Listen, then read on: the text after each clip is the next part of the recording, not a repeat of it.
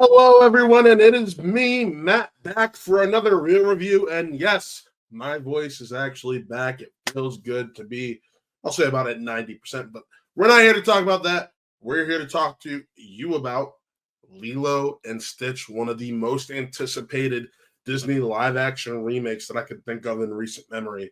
Um, let's jump straight into it. Lilo and Stitch is the first film of the early 2000s Disney movies that is getting the live action treatment. Some would argue that there's only 3 or 4 from the 2000s that deserve the live action treatment, and this was probably chief among them, followed by Treasure Planet, Atlantis Search for the Lost Empire, and Princess and the Frog. Like, those are the only 4 from Disney animated Disney films from the 2000s that you could literally sit there and be like, yes, let's see a live action adaptation of that. With that being said, however, that means this film has a lot, and I mean a lot of groundwork to cover to win over the hearts of people, well, that are honestly in my age group and have kids of their own, or just young single adults who want to relive their childhood for about almost 2 hours. And honestly, with that in mind, this film is overall successful. It is fun. It is funny. It does give you those feels of childhood. And honestly, at certain points, there's more heart to this.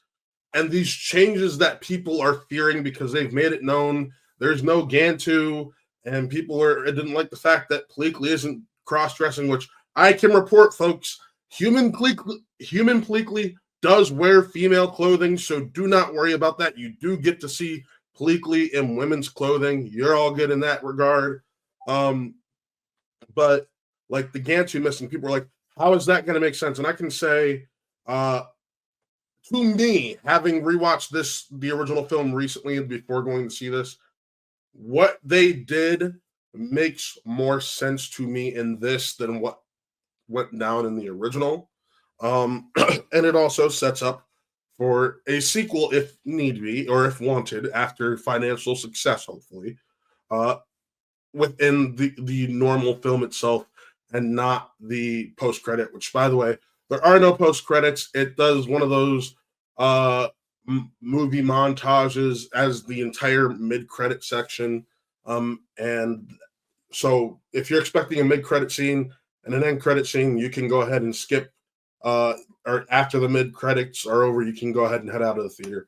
But I really want to dive into the heart of this film because some of the changes that were made, some that I will go heavily in and others I won't because it spoils some of the new direction of the film.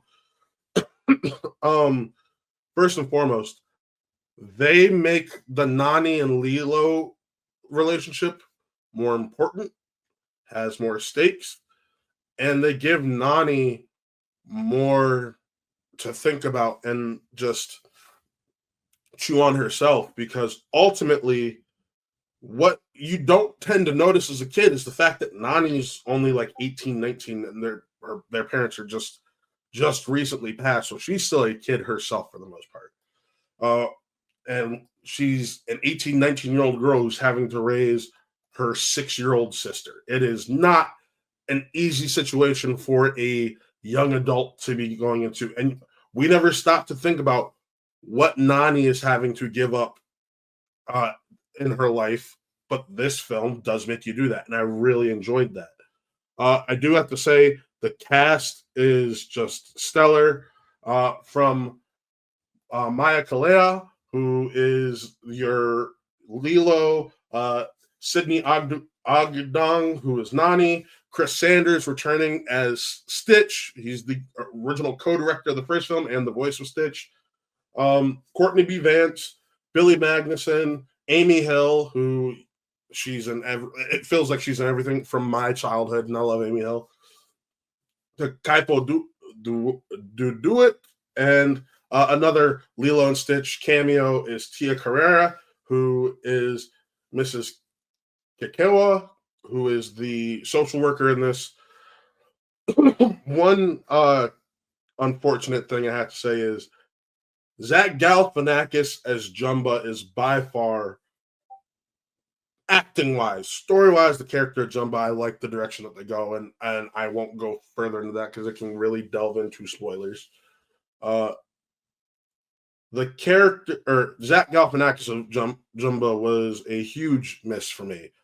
The fact that it's just Zach Galifianakis speaking of Zach Galifianakis, and that's I get that you want to differentiate yourself from the original animated film, but at the same time, something that Billy Magnuson does as Pleakley is she talks with kind of a lisp to make him seem like he's not necessarily of Earth and give him something that makes him stick out a little bit. You don't get that with Zach Galifianakis. It felt like he was sleepwalking through the film and just there to get paid. And honestly, I wish, because we know Zach Galifianakis can do big and outlandish and crazy. We saw it in the Hangover films. I wish he brought some of that to Jumba, because Jumba was that mad scientist with probably a culturally divisive voice, where he's pendling like the European mad scientist intonations in his voice in the original film, where in this just Zach Galifianakis who's sleepwalking through it. There's nothing really memorable about him as Jumba. The most memorable stuff in this film when it comes to Jumba is what they changed in his story, which honestly was one of the ups for me. But that like there is going to be stuff that either they changed that people around my age, who I'm 30, I want to say 6 or 7 years old when the first Lilo and Stitch came out. There are going to be people who are my age who rock with this, or there are going to be people who are around my age who don't like these changes. Me, as someone who cares more about story first and foremost, I really vibe with the changes because they were things that made sense to me as an adult who now pays attention more to this stuff. And it also adds emotional weight and more significance to certain characters that I enjoyed. But with that being said, everything else about this film, outside of the first 5 minutes going at such a breakneck pace that it just makes your head spin, because I remember Stitch's trial in the original just still being like a whole, the trial and the escape being like a 10-minute sequence, right? 7 to 10 minutes. It's done in like 3 here. It's just go, go, go, go, go. And at first that bugged me, but then when I see the changes that they made to some of these characters within their own stories and giving them that extra weight, I was able to look past it and understand why, because you needed to make time for these changed elements. With that being said, however, if I'm giving this a grade, 3.5 out of 5, it is one of the better Disney live action remakes. I'll be honest. I put it closer to the Lion King, or it's not the Lion King, that's in the midsection, but I put it more towards the Beauty and the Beast, the Aladdin, the Cinderella, the Jungle Book. I'd put it closer to those than I would outings such as Peter Pan or Lady and the Tramp on Disney Plus, which are just absolutely horrendous, or even Pinocchio, which is the worst of the worst. But it is still a solid overall fun film, and I can't wait for families to take the time to explore this and people my age to get to be a under 10-year-old again enjoying this film. And I really hope you guys do enjoy it as much as I did. With that being said, however, please remember to subscribe to everything we do over here at Watt Run Entertainment. Subscribe to our sister channel or check it out, Watt Gaming. That is where our Twitch streams go to live after the fact. That is run by one of my partners, Taylor Cleek, who does a fantastic job with everything over there.